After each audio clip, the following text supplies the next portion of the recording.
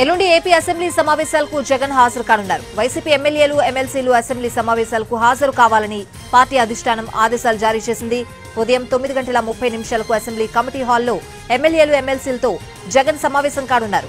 శాసనసభ మండలిలో వ్యవహరించాల్సిన అంశాలపై దిశానిర్దేశం చేయనున్నారు. సూపర్ 6 హామీలు, ప్రభుత్వ వైఫల్యాలపై ప్రభుత్వాన్ని నిలదీయాలని చెప్పనున్నారు. Neo Fresh Touch Foaming hand wash makes washing up more fun. It kills germs and keeps hands moisturized. Neo Fresh Touch Foaming hand wash. Fresh Touch. Be 100% sure.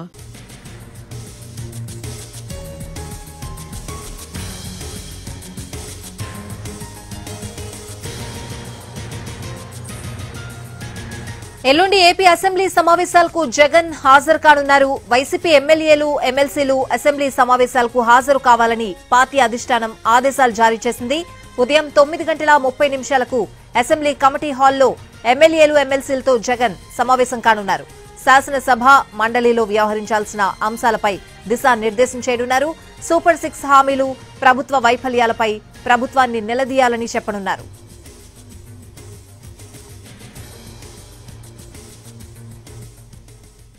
AP assembly సమావేశాలకు వెళ్లాలని YCP అధినేత మాజీ ముఖ్యమంత్రి YS Jaganmohan Reddy నిర్ణయించారు.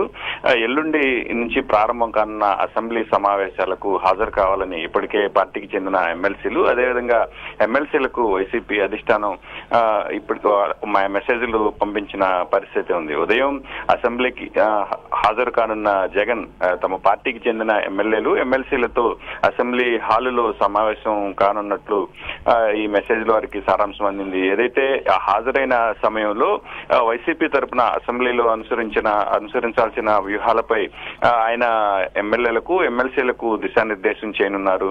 ఏదైతే ప్రభుత్వం ఎన్నికల సమయంలో హామీ ఇచ్చిందో సూపర్ 6 కు సంబంధించి ఎన్నికల హామీలు నెరవేర్చడంలో ప్రభుత్వం విఫలమైందని, దానిపై ప్రభుత్వాన్ని ఏ విధంగా నిలదీయాలన్న అంశాలను ఆయన వారితో దిశానిర్దేశం చేయనున్నారు. అదేవిధంగా గత కొన్ని రోజులుగా విద్యార్థులకు ఇవ్వాల్సిన అమ్మఒడితో పాటు ఇతర హామీలు ఏవైతే నెరవేర్చని హామీలు ఉన్నాయో, మరోవైపు పెంచిన విద్యుత్ ఛార్జీలకు సంబంధించి ఇతర అంశాలను కూడా ఆయన వారితోటి అసెంబ్లీలో ఎలాంటి వ్యూహంతో ముందుకెళ్లాలి అనే అంశాలపై చర్చించే అవకాశం ఉంది. అనంతరం గవర్నర్ ప్రసంగానికి కూడా వారు హాజరయ్యే అవకాశం ఉంది. మొత్తం మీద ఏదైతే గత కొన్ని రోజులుగా ఆయన అసెంబ్లీకి హాజరవుతారా లేదా అనే అంశాలపై జరుగుతున్న చర్చకు మాత్రం ఇంతటితో ఫుల్ స్టాప్ పడే అవకాశం అయితే కనిపిస్తుంది. Right Suresh, thanks for the updates.